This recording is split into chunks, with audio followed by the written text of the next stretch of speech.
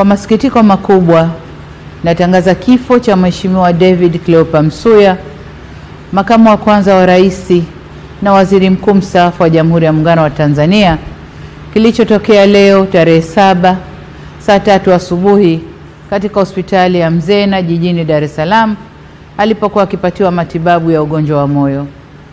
Hayati Cleopa David Msuya ameugua kwa muda mrefu na amekuwa akipatiwa matibabu ndani na nje ya nchi, ikiwemo katika hospitali ya moyo ya Jakaya Kikwete, hospitali ya Mzena na kule jijini London nchini Uingereza.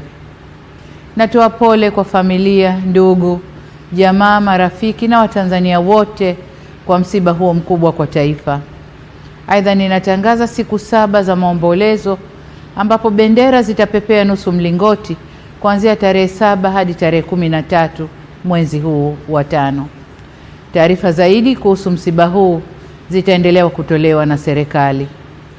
Poleni sana Watanzania. Inunue pepo yako kwa mali alizokujalia Allah. Changia sasa Fadhakir TV kwa ajili ya dini yako. Unaweza kuchangia kupitia M-Pesa namba 0755848508, Tigo Pesa namba 0718820808, Airtel Money namba 0698313968. Kumbuka, jina ni Fadhakir TV. Hakika ukumbusho unawafaa wenye kuamini. Mungu akubariki sana.